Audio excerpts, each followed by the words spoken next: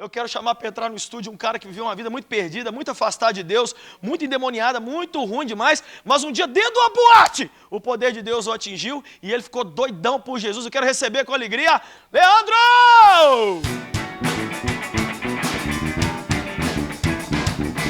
Leandrão, Deus te abençoe, velho. Pode sentar aqui.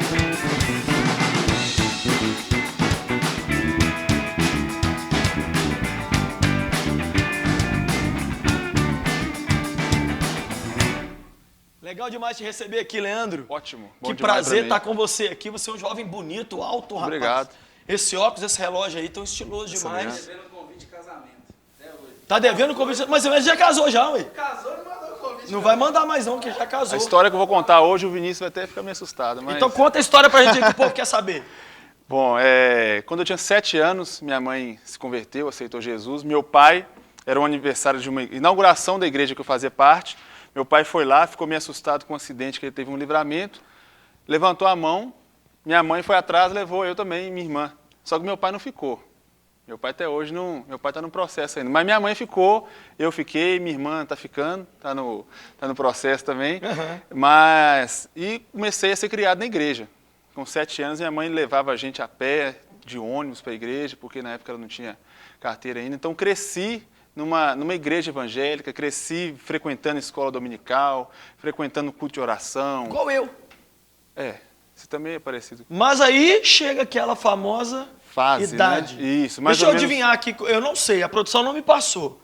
Foi com 15 anos? Foi um pouquinho antes. Assim, Um pouquinho antes? Um pouquinho antes eu comecei, né? Com 15 o negócio já estava desandando. Você sabe que tem a fama dos 15 anos, né? O pessoal fala, viu, pais que estão me assistindo, mãe que está me assistindo aqui, dizem aí, eu não aceito isso não na vida de ninguém, mas diz que tem a síndrome dos 15 anos. Que o menino vai bem, quando chega nos 15, ele endói do cabeçote sim, vira pro ar. Foi mais ou menos assim com você um pouquinho antes. Com 16 anos eu fiquei meio piradinho, assim. Um dia eu peguei o carro do meu pai escondido e uma câmera. Meu pai me emprestando assim para eu aprender a andar na roça. E comecei a filmar, puxando peão, dando cavalo de pau no carro, até que meu pai pegou essa fita e me deu uma lenhada. Nossa, meu pai não me bateu, mas pai quando fala, não sei nem de bater, né? Mas eu sempre fui criado muito bem, tive uma criação muito boa, graças a Deus, graças aos meus pais, mas eu não tinha uma experiência com Deus. Não tinha experiência com Deus. Nenhuma. Você tocou no outro assunto que é agora, meu Deus. Esse menino é enviado do céu aqui. O grande problema, sabe o que é? Uma geração que não tem experiência com Deus. Se você não tem uma experiência com Deus, qualquer outra experiência vai ser muito forte na sua vida. E não é assim? E foi isso que aconteceu. Eu tocava na igreja. Eu tocava. Pegou aula com o Gabriel. Fiz aula com o Gabriel. Eu nem sabia, né? Tá assim, meu Deus. Você deu aula? Falar nisso, esses meninos aqui dão aula, gente. Dão Se aula. vocês quiserem aula de alguma coisa, de instrumento... Ia na casa dele fazer aula de contrabaixo, toquei de vez em quando com o Vinícius. Vinícius é velho, viu? Porque aí, Deus falando de novo, Rede Super. eu tinha 10 anos e já tinha essa fisionomia. Você acha? Deixa pra lá, né? Mas eu vivia na igreja. Eu conhecia a religião, conhecia a Bíblia. Me chamavam para dar aula de escola bíblica para os jovens, para os adolescentes, eu até dava. Eu não tinha eu tinha experiência assim, de ensinar, de falar, mas eu não tinha experiência com Deus nos bastidores. E você entrou para uma vida depravada, perdida. Entrei, comecei a namorar com 16 anos e um namoro mundano. Tive a minha experiência, né? Sexual. Drogas? Drogas, sim, experimentei uma vez, mas não gostei. Bebida? Bebida. Festa, balada. capeta, torta direita. Tudo isso. Tudo isso. com força Eu, ou só final de semana? Eu ia para um ensaio na igreja, escutando funk no carro. Aí na hora que eu virava a rua da igreja... Você não deslargou a igreja, não? Não. Você tentou combinar os dois? Combinava os dois. No axé? Já fui no axé. Demais da conta? Muitas vezes. Porque eu tinha medo do seguinte... Aí você ia pro culto? Ia pro culto. Como é que você aguenta assim, velho? Porque eu tinha medo do seguinte, porque existia um certo... Na minha vida, o pessoal tinha um certo respeito. Não sei porquê. O pessoal tinha um certo respeito por mim e eu tinha vergonha, medo de deixar transparecer isso. Então eu tinha duas caras mesmo, descaradas. Bem diferente. Eu ia ouvir no futebol. Aí, tá vendo? Consegui enganar direitinho. Misericórdia, né? Mas tem um que a gente não consegue enganar. Não consegue. E ele me pegou na curva. Vou chegar lá. Então eu ia pro culto, ouvindo funk, e na hora que virava eu abaixava o som. De vez em quando eu ficava olhando para ver se o pastor não estava girando pelo bairro, né? O pastor nosso, o Vinícius conhece, morava no mesmo bairro. E tinha essas vidas. Às vezes eu estava numa festinha em casa e de repente o pastor chegava e aquele negócio esconde a cerveja, esconde o cigarro, aquele negócio todo. Até que assim, fui levando essa vida. Namorei 4 anos, um namoro totalmente mundano. Tentava levar ela para a igreja, mas como que ela iria, né? Ela não tinha nenhuma referência. Você era né? mulherengo. Mulherengo. Eu até acho muito interessante que muitos jovens que estão vivendo essa vida de 2 caminhos, quando eles começam a namorar uma pessoa que é do mundo, né, que não é cristã, eles tentam ganhá-la para Jesus, sendo que eles mesmos estão precisando de ganhar. Ser ganhos, né? É o famoso demônio evangelista, né? Satanás para um pouquinho e falou, gente, dá licença, eu queria falar do amor de Jesus. É brincadeira, tipo isso, né? Era tipo isso. Não é? E em 2009 eu tinha um outro namoro e meus namoros nenhum dava certo. Eu achava que minha ex tinha até feito macumba para mim, porque eu não dava certo com ninguém. Mas ninguém. você tinha a matriz e as filiais. Tinha. Que Fiel, isso, substituta, amante. velho. Mexeu, falou papai e mamãe, tinha saia. Era desse jeito. Meu Desse Deus jeito. do céu. E você estava numa boate. Estava na boate. O que aconteceu Então, em dentro dessa 2009, eu estava fazendo um trabalho de jornalístico, eu tive um livramento de um acidente. A van que eu estava, eu sentei Você no é banco. jornalista, né, velho? Sou Esqueci de jornalista. falar, ele é jornalista, gente. Jornalista.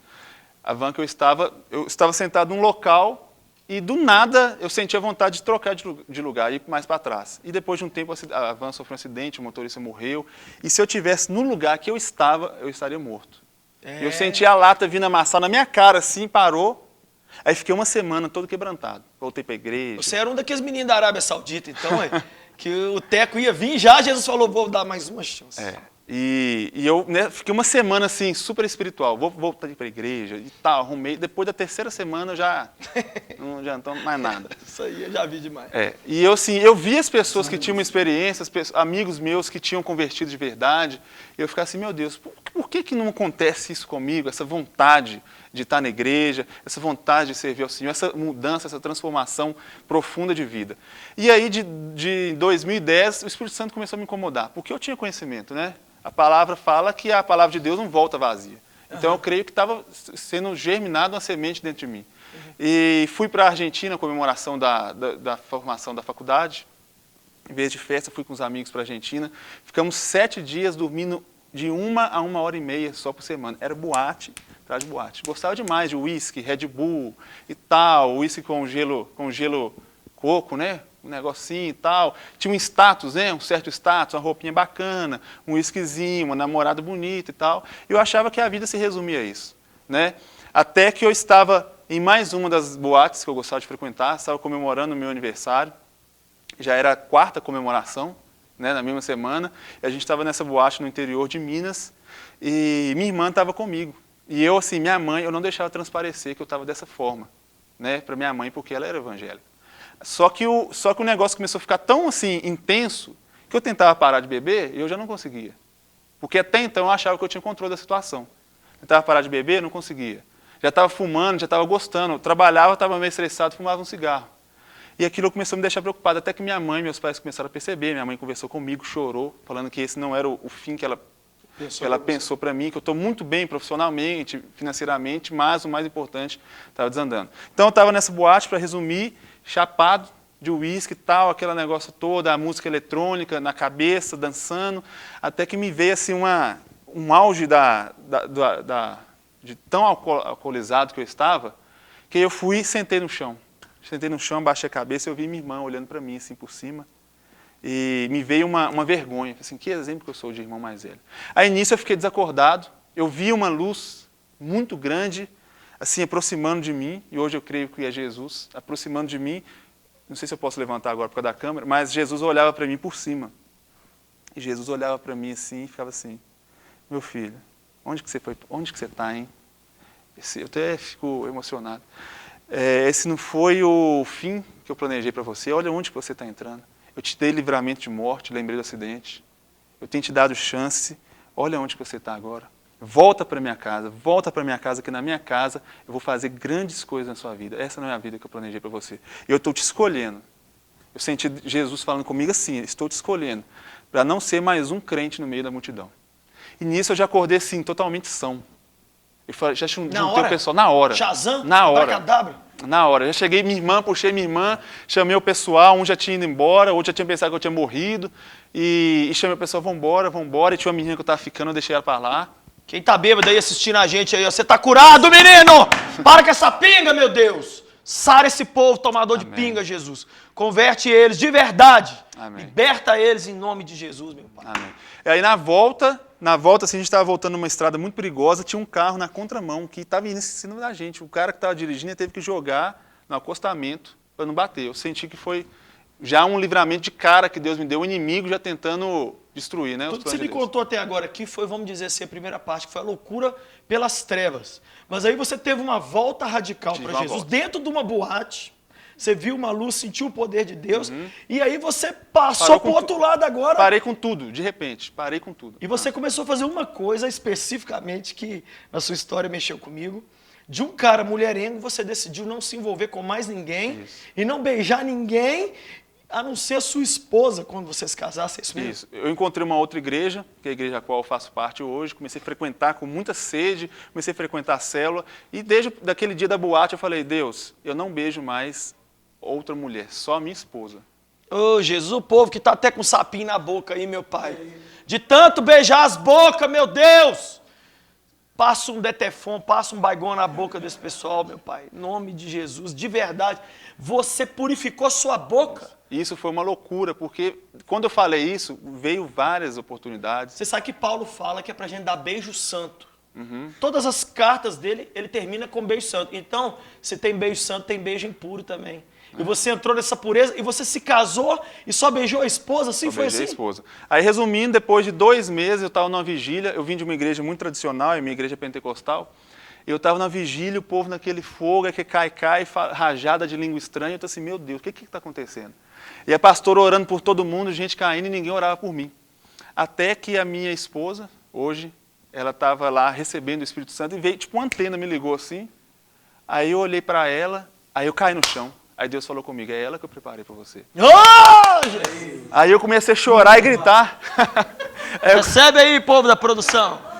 Só solteiro, né? Aí eu comecei a gritar, é ela, chorando e falando em línguas. Eu fui batizado no Espírito Santo num dia que Deus falou comigo que seria Você minha só esposa. beijou ela no altar? Você só beijou ela? Não, não Foi- beijei, beijei antes. Beijou Sim, antes? Mas com todo respeito, Com né? todo respeito. Com todo respeito. Com todo respeito. Sem avacalhação. Sem avacalhação. Sem o naldo, uísque, água de coco É, junto, nada porque disso. na época eu tinha 17 anos, eu tinha 23. E é a filha do pastor. Ai, Jesus. Eu tenho uma filha de pastor dentro da minha casa. Respeita ela, meu Deus. Filha de pastor. Então veio. E eu acho que o pastor tinha que dar entrevista, que ele foi mais louco do que eu ainda, do que ter deixado a filha dele namorar comigo. Né? Você está casado há quanto tempo? Casado há 8 meses. Tem vivido fazendo loucuras por Jesus, como vivia fazendo loucura pelo capeta. Ainda Inclusive maiores. vai fazer uma loucura agora, você vai se tornar o quê? Pastor. Ô, gente, o cara, para saber que ele perdeu tudo dentro da cabeça dele, é ele falar que vai virar pastor. É. Vai virar pastor. Porque pastor, hoje, a imagem que as pessoas muitas vezes têm de nós é de gente aproveitadora, que está ali por dinheiro, mas você não está nem aí. Você tem uma profissão, você é jornalista, mas o Senhor te chamou e você está fazendo essa loucura de viver para Deus, bem casado e servindo o Pai. Fui contra a família, contra trabalho, contra a profissão. Tinha sonhos de fazer pós-graduação, mestrado. Até uma coisa que me marcou muito, eu estava assistindo televisão e tinha um amigo meu que formou comigo na maior emissora do Brasil. E minha mãe falou assim comigo, Léo, fulano de tal está no lugar que seu pai sonhou para você. Olha aí. E você não vai chegar lá. Você escolheu ser pastor.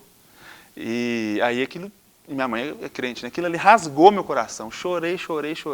Aí minha então noiva, né? Hoje esposa, ela chegou em mim e falou assim, Léo, talvez você não vai chegar no lugar que seu pai esperava, mas você está chegando no lugar que Deus quer te colocar. É isso aí. Então eu vou fazer para ele agora a pergunta mais difícil. Nunca é tarde para quê, Leandro? Para recomeçar. Para recomeçar. Para recomeçar. Nunca é tarde. Para Nunca deixar é de ser um tarde. tomador de gole e virar um santo. Isso, para mim, eu já tinha pensado em falar com minha mãe, mãe, desiste de orar para mim, porque se a pessoa nasce predestinada ou não, eu não nasci predestinado, eu não nasci para ser crente. Eu cheguei a falar isso para minha mãe. Mas eu tive essa experiência que todo mundo precisa ter e buscar essa experiência de Deus, e eu recomecei a partir dos 23 anos. Hoje tenho 25 e eu vejo que tem uma vida aí toda para aproveitar para o Senhor, fazendo muitas loucuras. Eu acabei de conversar aqui com meu amigo Leandro, que arrebentou num testemunho muito lindo, é um louco por Jesus. Vamos aplaudir Jesus pela vida dele!